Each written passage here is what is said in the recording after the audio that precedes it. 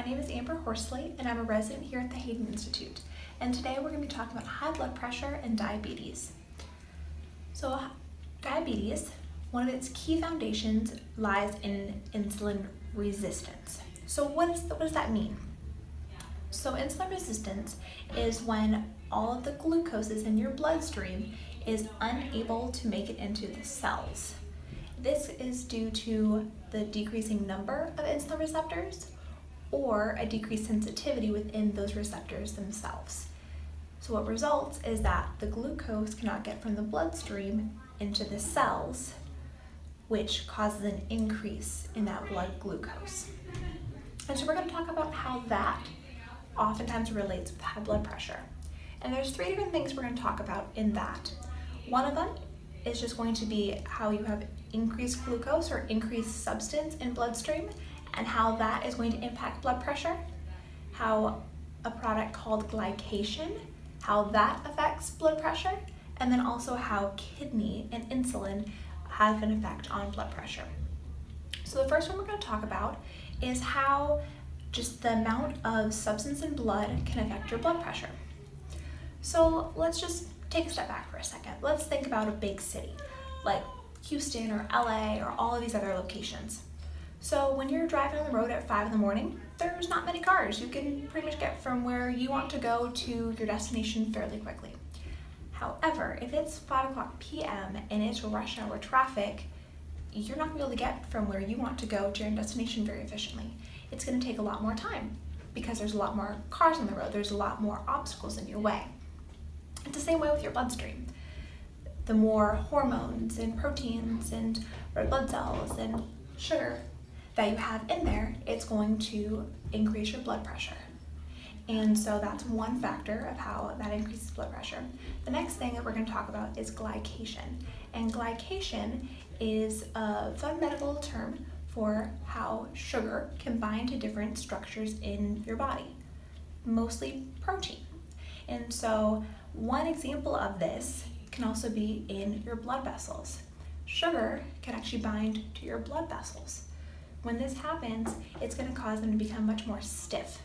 And that stiffness is going to oftentimes be seen as atherosclerosis or some of these other concepts where the blood vessels are not able to move as efficiently. This also happens when it comes to how they can expand and contract with the pressure of blood being pumped from the heart. So that's going to be a problem. If your heart is pumping and your blood vessels aren't able to expand and contract appropriately, that's going to also increase blood pressure. But on top of that, when all this sugar starts to go on that inner lining of the blood vessel, it's going to push out into the hollow. If you have more substance there, more pushing out into the hollow, that's going to increase blood pressure as well. And so that just shows how just sugar binding other structures in our bodies can cause a big issue and can increase blood pressure. The last thing we're going to talk about is how insulin affects the kidneys. So when insulin is high, what happens when you have a lot of sugar that's brought into the body, insulin's going to shoot up. And what that does is going to tell the kidney to hold on to sodium, to hold on to salt. So what this is going to do is cause an increase in blood pressure. How? So if you go to a medical doctor, they're going to probably tell you to get off salt if they're trying to lower blood pressure. And that's not a bad idea. Why? Because wherever sodium, which is a breakdown product of salt, because salt is sodium chloride, so sodium is one component of that. So wherever sodium in your body is, water is going to follow. So the more amount of sodium in your bloodstream, water is going to come in there, dilute that, which is going to increase the volume of your blood, so increase blood pressure. So therefore, if you decrease sodium, therefore your blood pressure should decrease. So it's a good concept. However, there's another factor that's at hand here, and that's with your kidney. So even if you take all of your salt to zero, you're not taking in any sodium, your body's still going to have a little bit because you need that, because that's a foundational component of some of your electrolytes. So your body's going to hold on to whatever sodium there is still in the body within your kidneys. So even if you don't take in anything, that problem could still exist because of your amount of insulin that keeps getting up and up and up.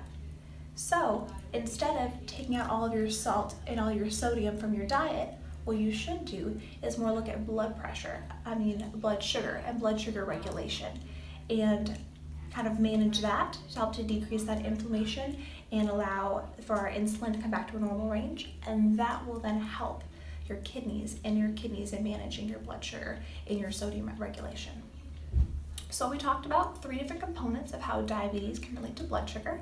One being that the more amount of substance you have in your blood, the more that's going to increase your blood pressure. 2, we talked about how glycation, which is sugar binding different proteins, is going to increase or could increase your blood pressure.